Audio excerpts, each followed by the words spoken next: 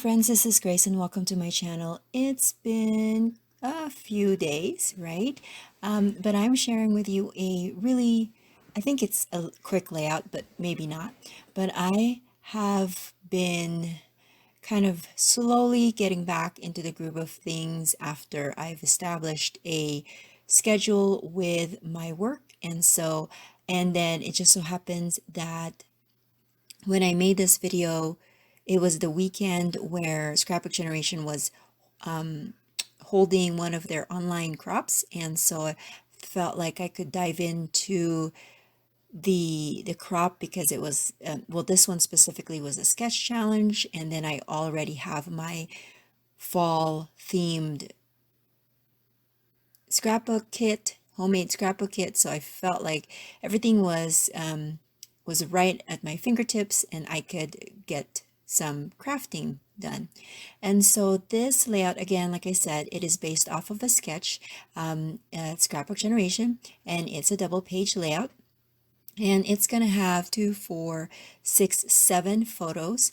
I've already kind of pre-cut all of my papers here, and then I've also inked up the edges. The sketch had this big block of paper kind of going to the left, and then strips of paper overlapping that again to the left, and then photos to the right, mostly in the center, and then it goes all the way to the right page, and then title on the top left, and then some journaling. So the only difference, or the only kind of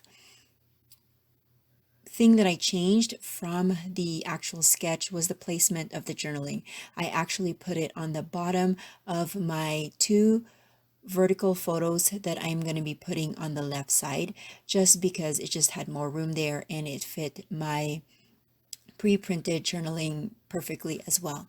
So I also already matted my photos. I felt like the photos needed to be matted just because I am using a colored cardstock as a base, and also because of that green dot pattern paper. And if you are new to my channel or you haven't seen me create a layout in a while, I usually use the backside of a single sheet pattern paper, especially if I'm not using it anymore. I feel like that just helps me to use up the stash that I have. And it's not that, I value my white cardstock, because I really don't. I use them a lot of times, but I feel like if it's just matting photos, it's just easier for me to just grab those pattern papers that I don't really care for. Usually I pull them out from my scrap container or scrap envelope, and then I just use the white side, which is the back side of it. And then I'm just using my T-square ruler here just to make sure that it's lined up. Later on, of course, I'm just going to eyeball it, but I like to start off at least the kind of the edge type photos, or the photos on the edge, or papers, or whatever it is that I'm trying to adhere. I'm going to use that for one side, just so that one side would be straight and then the others will kind of follow through there. And then in my homemade kit that I put together, by the way, if you want to see what I had put in this homemade kit, make sure to check the link in the description box below, because I will put that video right there. And I pulled out this title that I had cut in my Silhouette Cameo a long time ago.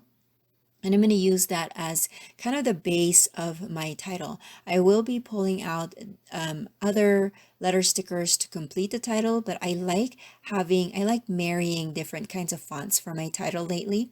And this one's pre-cut already, and it's a script font, so I know that I can put any kind of alphabet stickers with it, because usually the alphabet stickers that I have are just the kind of the straight, or I think they call it serif or sans. I can't remember which one's which, but anyways, it's just the skinny or straight type of fonts. You know what I'm saying, right? Anyways, I'm gonna use 2 different kinds of letter stickers to finish off my title, and the title's gonna be Going on a Hike. Now, the reason why I did 2 other different kinds of letter stickers is because, as you can see, a lot of the letters from this one has been used up, so I'm just kind of using up my stash here. And I don't really, like, I'm not a big, like, I'm not finicky with the letters that I use. If, like, I remember reading somebody making a comment that I made a layout and there was only one different kind of letter there, and so it sticks out, and they're like, I would probably not do that. I'd probably, like, if it, I would use a different letter if I have to put three of them there. But for me, I really don't care. I feel like it's it's a letter, it spells the word for me. I know I'm not that finicky. I should be, I guess, but I'm not. And then I'm just gonna spell the going on word, or words, I should say, with this skinnier font from Echo Park sticker. And then after that, I will be just doing a little bit more embellishments. I'm going to add some stickers, and I had some cork accents that I pulled for this particular kit, and then I'm going to pull that out. I did notice though that part of my video got cut out. I think it's because it just ran out of batteries, or sometimes, so my camera can only do 20 minutes at a time, and sometimes I forget that I only have a 20-minute slot, and I'm just like in the groove of creating, and so I don't really hear it clicking or it stopping. And so sometimes that's what happens. That's why I don't get to film the entire thing. But you will have some close-up shots at the end so you can see how it all came out. But I'm adding just some cut apart papers, again, those cork accents, and then some enamel dots and some stickers. And that will be my layout. I hope that you guys like this layout. If you do, please consider giving it a thumbs up and also subscribing. If you have any questions, make sure that you leave that in the comment section below, and I will try to answer it as fast as I can.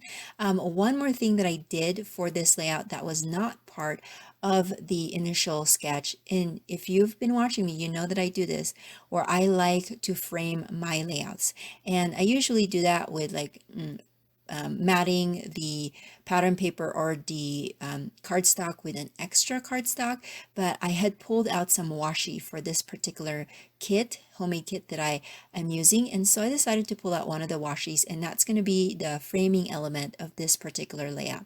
And I don't like the overlapped look of the corners, and so I'm going to grab go grab a craft knife, and I'm gonna just really lightly cut it on an angle. And I say lightly because I really just want to pull out the top layer, and then the bottom could just be like that. I just like the mitered look better than the overlap. I don't know. Let me know in the description box below. Do you guys like the overlapped look, or do you guys like the mitered look? I feel like that's more like, finished. So again, I'm just lightly cutting, creating a cut on there, and then cutting it off, or just basically pulling off one of the corners of it. And then I'm going to do that to this other side as well. I did notice that I have the top and the bottom of one of the strips overlap, and so I'm going to slowly pry that off, and hopefully that will come off without tearing it, and it did, so that's good. And then I'm just going to continue doing this same method.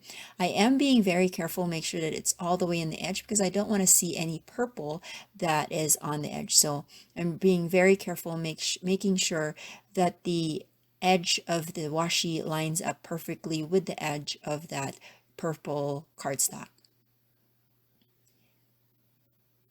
And then again, I'm just going to miter the edges and then call it good. And then I'm going to move on to doing some more embellishments.